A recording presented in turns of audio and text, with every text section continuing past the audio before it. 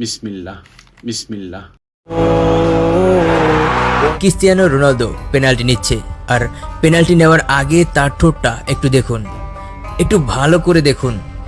হ্যাঁ, রোনালদোর মুখের ভঙ্গি দেখে আপনি যেটা ভাবছেন আমিও সেটাই ভাবছি।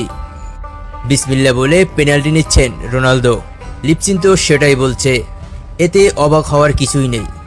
সালাম আলাইকুম বাংলাদেশ। রোনালদো এখন খেলেন সৌদি লিগে। সৌদি আরবের মাটি, তার সংস্কৃতি, এসব কালচার ধীরে ধীরে তার ভেতরে ঢুকে গিয়েছে। তা আমরা এর আগেও বহু জায়গায় বহুভাবে রোনালদোর ভেতরে দেখেছি।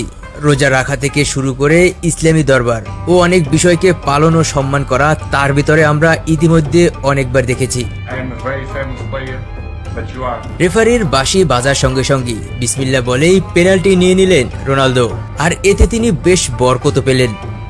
বিশ্বকাপের নকআউট স্টেজে গোল পেয়ে গেলেন CR7, কিন্তু শুধু গোল নয়, এই মুহূর্তটা আরো অনেক বড় কিছু বলে দেয়। রোনালদো যে শুধু সৌদি লিগে খেলছেন বলেই ইসলামী সংস্কৃতিকে আপাততভাবে গ্রহণ করছেন তা নয়। রোজা রাখা, বিসমিল্লাহ বলা, ইসলামী রীতিনীতিকে সম্মান জানানো, এসব যেন দিন দিন তার চরিত্রের অবিচ্ছেদ্য অংশ হয়ে উঠেছে। মাঠে যেমন প্রতিটি লাথিতে আছে তার নিষ্ঠা, তেমনি মাঠের বাইরে এই বিশ্বযাত্রাও যেন তার ভেতরটাকে তার ভেতরে আরো গভীর থেকে গভীরতর করছে।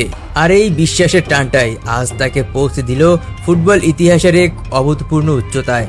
একজন ক্রিস্টিয়ানো রোনালদো যিনি নিজের পায়ের জাদুতে পৃথিবী জয় করেছেন, আজ নিজের বিশ্বাসের জোরও দেখালেন। আসল সাফল্যের পিছনে থাকে শুধু দক্ষতা নয়, থাকে অন্তরের এক আমোঘ ঘটনা। ইসলামের প্রতি রোনালদোর এই টান, এই আগ্রহ আমাদের আরও একবার ভাবায় সত্যিকার অর্থে শ্রেষ্ঠত্বের পথটা কোথা দিয়ে যায়।